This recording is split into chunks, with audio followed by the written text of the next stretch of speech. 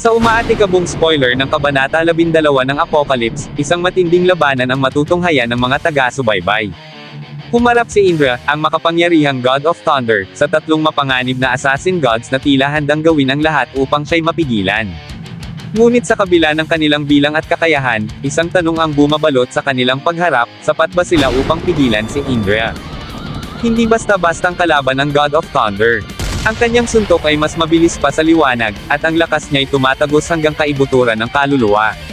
Sa bawat galaw, tila yayanigin niya ang buong langit at lupa. Kaya naman, malaking katanungan kung ang tatlong assassin gods na ito ay may sapat na lakas, bilis, at estratehiya upang tumapat sa isang Diyos na tulad niya. Kakayanin kaya nila ang galit at kapangyarihan ng Diyos ng Kidlat, o sila'y magiging abo lamang sa harap ng kanyang nag-uumapo na puwersa? Ito ang tatalakayin ko ngayon, kaya kung handa ka na, tara at simulan na natin. What's up mga Cooks, Manga Moto nagbabalik.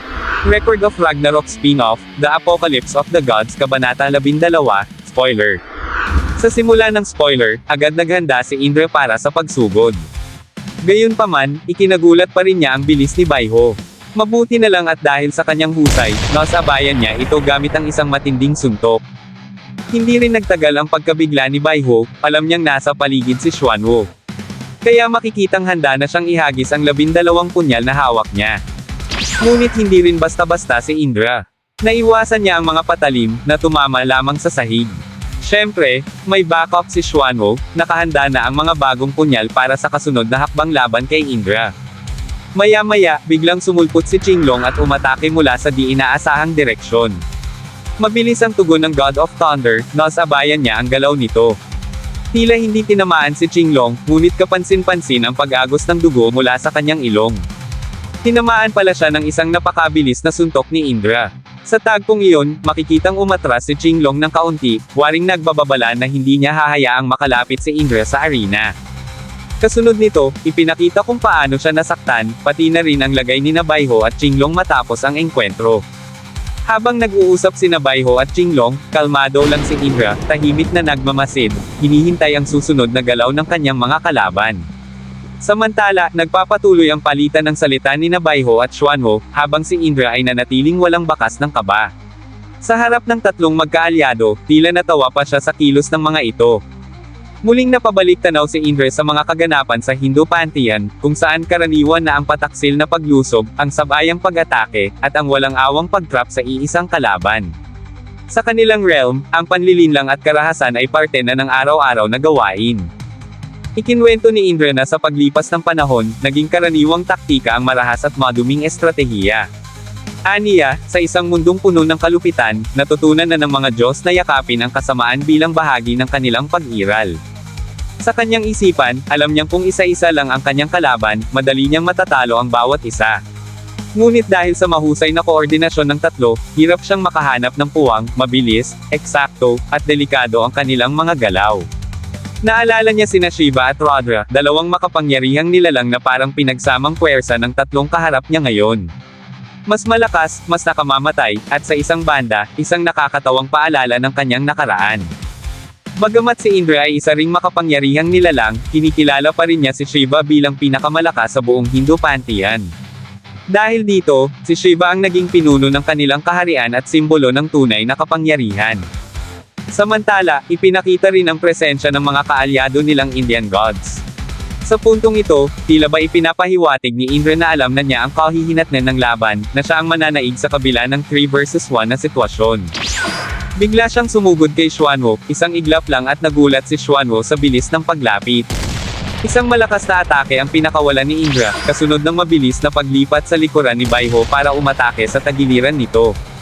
Sa gitna ng labanan, nabanggit ng isa sa kanila ang tungkol sa mga atake ni Indra, pero malinaw niyang sinabi na hindi pa tapos ang laban. Nandoon pa si Qinglong, ang kanilang alas. Mula sa likuran ni Indra, sumulpot ito, tanggen ng espada at handang umatake. Alam ni Indra na kaya niyang salagin ang ganitong galaw. Sa sumunod na tagpo, makikitang nagtangkang umatake si Qinglong, ngunit para kay Indra, ito ay isang deja vu. Mga galaw na dati na niyang nakita, mga laban na dati na niyang naranasan sa kanyang realm. Kaya't kabisado na niya ang dapat gawin. Isang mabilis na kamao ang damapo sa mukha ni Qinglong, dito niya ginamit ang teknik na maaaring tawaging speed of lightning intercept. Hindi pa siya tumigil, sumunod siyang umatake kay Baiho gamit ang parehong bilis at estilo. At dito niya binigkas ang linyang. Pasensya na, pero oras na para umalis ako. Sa kanyang isipan, isang tanong ang sumagi, may pag-asa pa ba siyang talunin si Shiva? Subalit alam din niyang maaaring isa lang itong imposibleng panaginip. Sa kasunod na panel, makikita si Xuanwu na nakayuko, hawak-hawak ang kanyang tiyan habang napapailing sa sakit. Dugo ang namumuo sa kanyang labi, at baka sa kanyang mukha ang hirap. Gayunpaman, naroon pa rin ang determinasyon sa kanyang mga mata. Alam niyang matindi ang kalaban, ngunit hindi pa siya sumusuko, naniniwala siyang may magagawa pa siya upang baliktarin ang sitwasyon. Samantala, biglang napalingon si Indra. May kakaibang enerhiyang kanyang naramdaman, isang presensyang papalapit, mabilis at puno ng intensyon. Sa isang iglap, may bagay na lumipad patungo sa kanya, isang kadena, mabilis at tiyak ang pagkakatapon. Bago pa man siya makareact, naigapos na ito sa kanyang katawan, halos walang pag-asa para makatakas. Mula sa malayo, si Xuanwu ang nagpakawala ng atakeng iyon. Sa kabila ng kanyang pisikal na kalagayan, nagawa pa rin niyang itapon ang kadena ng may tamang tiyempo. Sa puntong iyon, malinaw na hindi niya intensyong talunin si Indra sa lakas, ang layunin ay mapigilan ito sa pagdating sa arena. Iyon ang totoong misyon. Sa kabila ng pagkakapinsala niya, buo ang paniniwala ni Xuanwu na sila ang magtatagumpay. Sa arena, ang mga manunood ay tahimik na naghihintay. Naruroon si Shiva, ang ilan pang mga Diyos, at si Zukei, ang nakatakdang kalaban ni Indra. Lahat ay nakatuon ang pansin sa lagusang dapat paglabasan ni Indra. Ang tensyon ay makapal sa hangin, parang bawat segundo ay bumibigat sa dibdib ng bawat isa. Maya-maya, narinig ang tinig ni Jaro. Ipinaalala niya na nalalapit na ang itinakdang oras ng labanan. Sa gitna ng katahimikan, ibinunyag niya na may posibilidad na hindi makarating si Indra. Samantala si Zukei ay tahimik lang na nag-aantay, pero alam niyang hindi naaabot sa itinakdang oras si Indra at sigurado na ang kanyang tagumpay. Mabilis ang transisyon. Sa isang iglap, makikita si Indra na pinabagsak si Xuanwu sa pamamagitan ng isang malakas na suntok sa mukha. Ang katawan ni Xuanwu ay tumilapon, at bumagsak ito sa sahig na halos mawalan ng malay. Basag ang kanyang panga, namamaga ang mga mata, at halos hindi na makilala ang kanyang anyo. Kitang-kita na isa pang suntok ay maaaring ikamatay niya. Lumapit si Indra at tiningnan siya ng malamig. Maliwanag sa kanyang kilos na gusto na niyang tapusin ang lahat. Ngunit sa kabila ng pisikal na pagkawasak, si Xuanwu ay nanatiling matatag. Kahit hirap na hirap, pinilit niyang gumapang, humarap, at muling tumindig. Ang kanyang mga mata, bagamat halos magsara, ay nagpapakita pa rin ng tapang at hindi matinag na paninindigan.